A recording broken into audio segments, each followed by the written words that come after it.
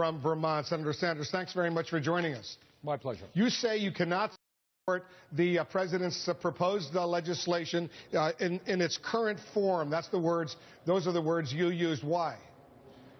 Look, Wolf, I remember the war in Afghanistan, which was supposed to last a few months. The war in Iraq was going to be very easy.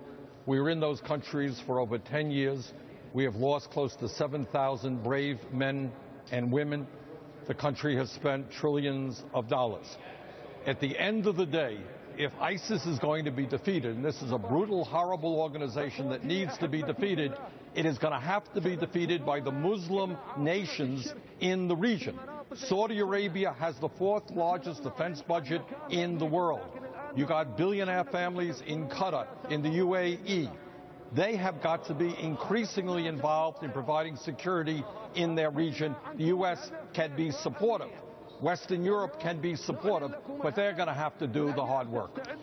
What did it say to you, if anything? Because I couldn't help but notice, remembering the lead up to the war in Iraq in 2003, at the end of 2002, there was that resolution, that War Powers Resolution, authorizing the use of force to go to war against Saddam Hussein. When the president walked into the Roosevelt room to make that speech, you see who's with him: the Vice President Joe Biden, the Secretary of State John Kerry, the Secretary of Defense Chuck Hagel. Now, they were all U.S. senators.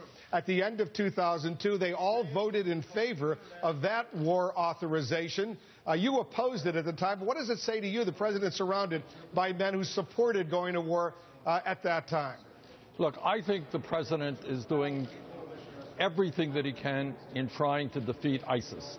But when I hear words like enduring conflict, it makes me very, very nervous. I think it opens the door wider than it should be. I think we've got to continue airstrikes.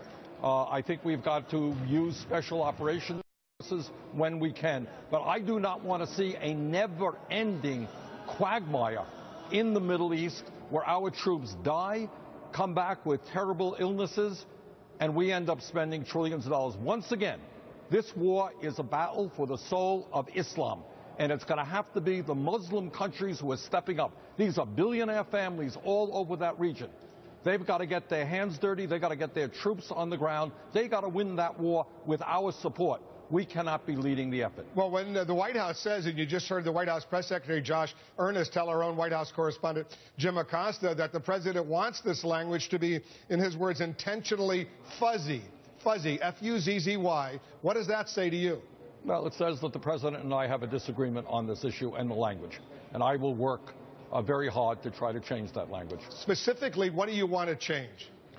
I want to make sure that our young men and women are not fighting a never-ending war in the region and not getting killed. And I want to make sure that the leaders of the effort are, in fact, Saudi Arabia and Qatar and Jordan and the UAE. I want the Muslim nations to take the lead. I want their troops to be on the ground. I want them to be aggressive. I want them to be spending the money necessary to defeat ISIS. I want us to be in a supportive role, but not leading the effort. But you don't believe, do you, because you've studied this area for a long time, Senator, that any of these countries, whether Saudi Arabia, UAE, Qatar, Kuwait, Bahrain, any of these moderate Arab countries are going to take the lead without the United States right at the front of that lead? Well, what you're saying is they got these billionaire families, and they're saying, hey, why do we want to sacrifice our kids? Why do we want to spend our money? We got Uncle Sam there who's going to do the work for us. Let's just sit back.